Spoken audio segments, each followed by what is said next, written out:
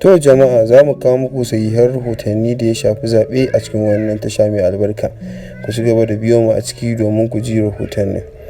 Sahihan rahotannin su ne za mu kawo muku rahotannin zaɓen da aka gudanar a jiya Asabar. To masu sauraro, za mu fara da local government ɗin Kifiya.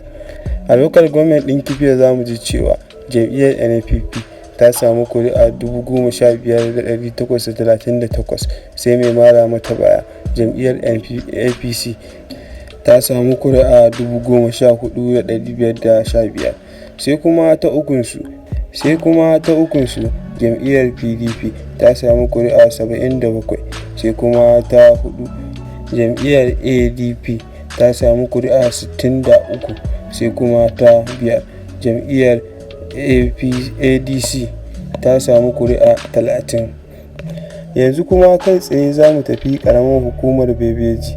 Za mu ji jam'iyyar NNPP ta samu kuri'a 19,996, sai kuma jam'iyyar APC ta samu kuri'a 15,412, sai kuma jam'iyyar PDP ta samu kuri'a 591.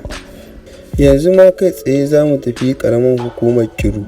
Za mu ji jam'iyyar NNPP ta samu kuri'a 28,823, sai kuma mai mara mata baya jam'iyyar APC ta samu kuri'a 26,999, sai kuma jam'iyyar PDP ta samu kuri'a 444.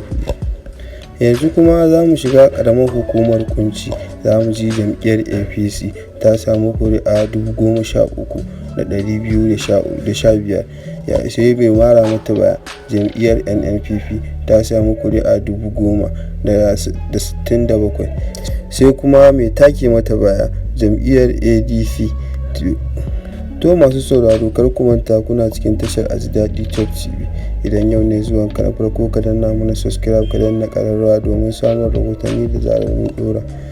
A nan kuma za mu tafi ƙaramar hukumar Makurɗa, yayin da za mu ji jam'iyyar APC ta samu kuri'a 15,016, sai kuma mai take mata baya jam'iyyar NNPP ta samu kuri'a 13,956, sai kuma jam'iyyar PDP ta samu kuri'a 110,000.